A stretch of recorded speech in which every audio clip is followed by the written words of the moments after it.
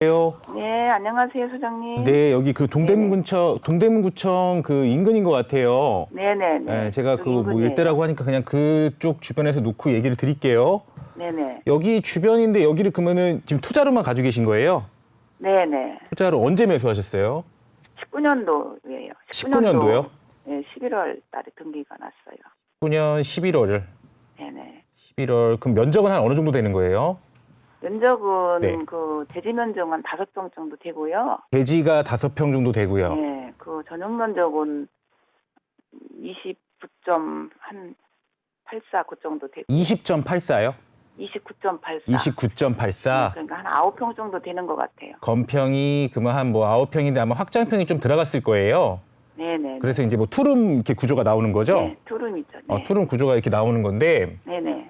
일단 얘기를 드리면 이거를 그러면은 건평이 뭐 한 10평 내외라고 해보고 그럼 이거를 얼마에 사셨어요? 2억 8천에 샀거든요. 2억 8천. 네. 2억 8천만 원을 주고 매수하신 거고 이게 그러면 신축이었어요? 어떤 거였어요? 네, 작년에 신축이죠. 작년 11월 달에 등기 났죠. 그 19년도 11월에 이제 그때 분양을 하는 분양을 받으신 거죠? 네네네. 그러면 요거 그러면 임대를 주셨고 임대는 어떻게 주셨어요? 임대가 싸요. 2억 1천만 원 드는. 전세가 2억 1천만 원. 네. 예, 예. 전세가 2억 1천만 원. 그럼 우리 시청자님이 여기 이제 다세대 투자를 하셨잖아요. 네. 근데 이거 어떤 거를 보고 좀 괜찮을 것 같아서 투자를 하신 거예요?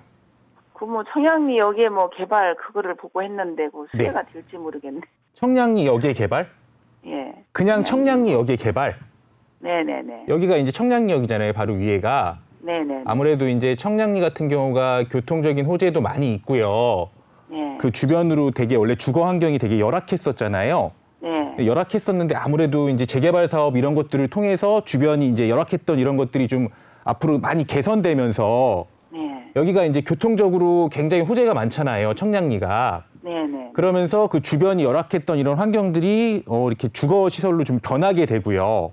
네네. 이렇게 좀 변하게 된다라고 하면 지금보다 아무래도 조금 되게 낙후됐던 이런 이미지 그리고 접근성도 좋아진다고 하다 보니까 네. 아무래도 이 지역적인 평가는 좀 좋게 하는 게 맞을 것 같아요. 앞으로도.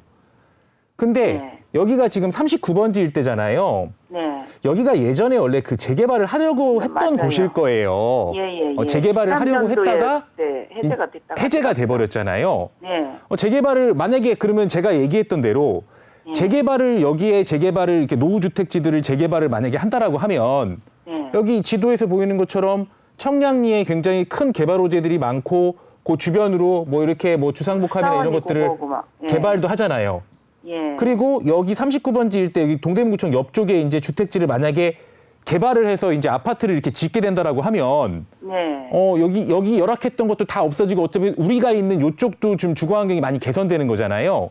네. 그렇게 되면서 이 청량리역 건너편로는 이 전농 답심리 유타운도 있다 보니까 여기가 주거지로서 접근성이 굉장히 좋은 주거지로서 신규 아파트들이 많이 들어오게 되는 그렇게 원래 변해야지 맞는 거였거든요.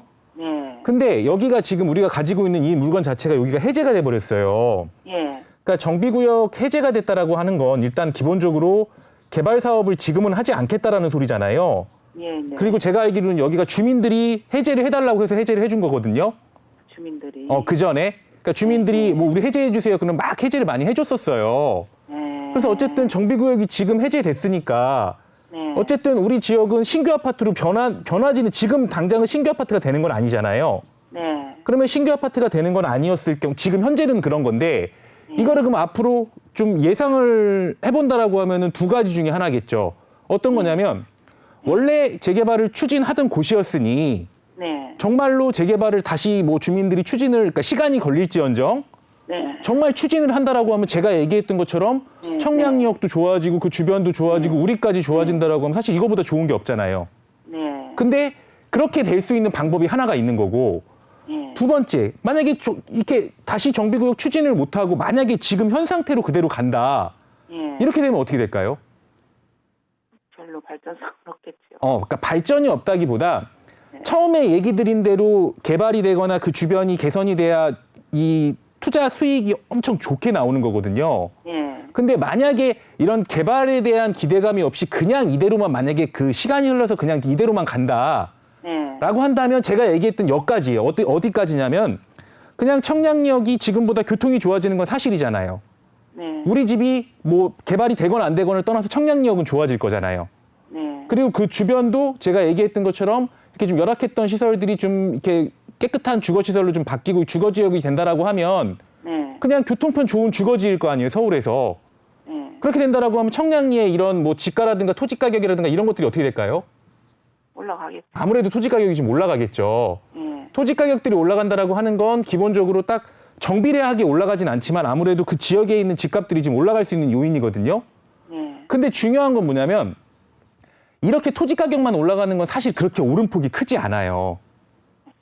올라가는 폭이. 왜 그러냐면 여기 지금 39번지 일대가 정비구역이 해제가 되면서 네. 우리 시청자님도 얘기하셨지만 여기 신축을 분양받았다고 하셨잖아요. 네. 그러니까 여기가 신축들이 많이 지금 들어와 있죠. 맞아요. 그러니까 왜 그러냐면은 정비구역이 지정되어 있을 때는 아무래도 그 행위 제한이 걸려 있는데 네. 네. 지금 정비구역이 해제가 된다라고 하면은 뭐 부시고 다시 신축을 한다든가 뭐 증축을 한다든가 이런 게 허용되는 거거든요. 네. 그렇게 된다라고 하면은 신축들이 막 들어오면은 사실 점점 추진하기가 어려워져요. 네. 왜 그러냐면 이제 이런 노후도의 문제라든가 이제 여러 가지 부분들이 신축들이 들어옴으로 인해 가지고 정비 사업을 하기에 좀 안 맞아지거든요.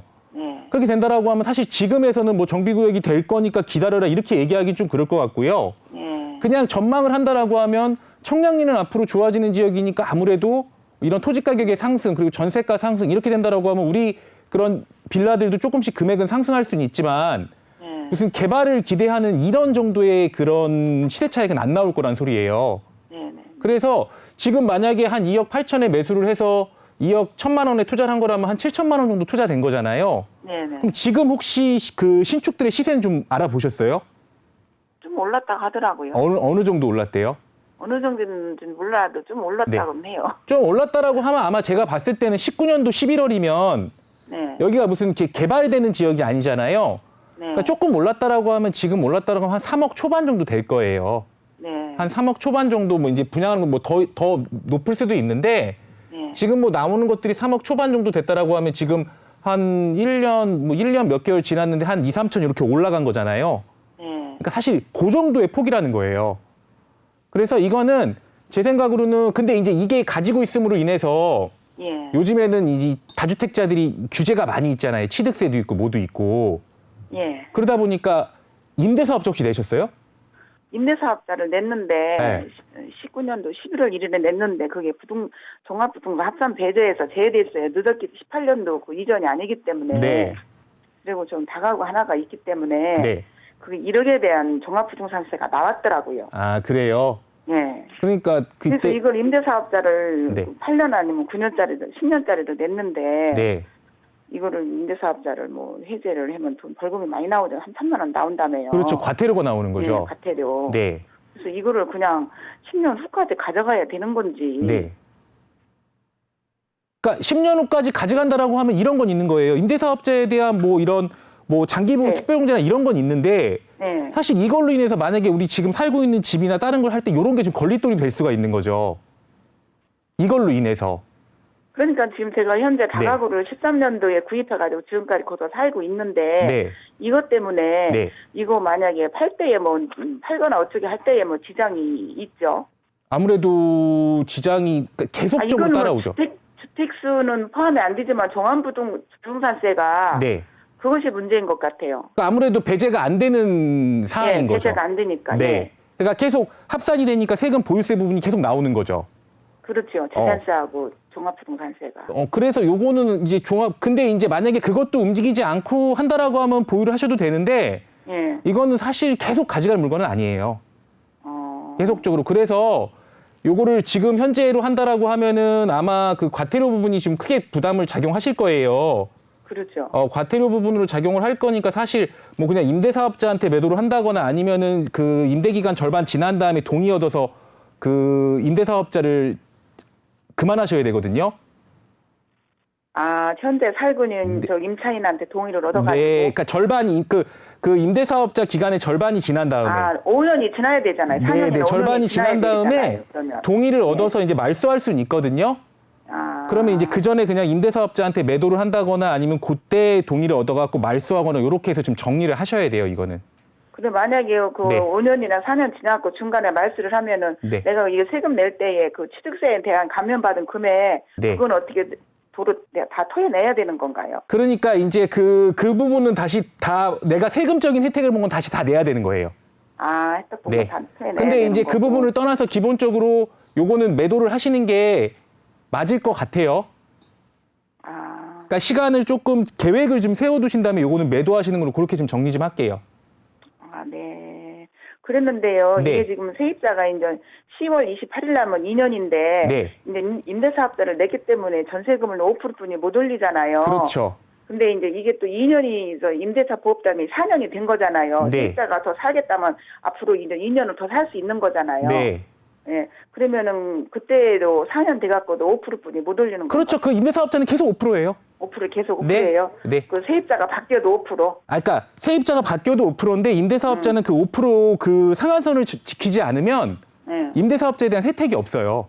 아. 그러니까 임대사업자는 지금 갱신청원권하고 그걸 얘기하시는 건데 예. 임대사업자는 임차인이 바뀌어도 그냥 5% 적용률을 받으셔야 돼요. 바뀌어도. 네. 그까지 정리할게요. 네, 네. 감사합니다. 네.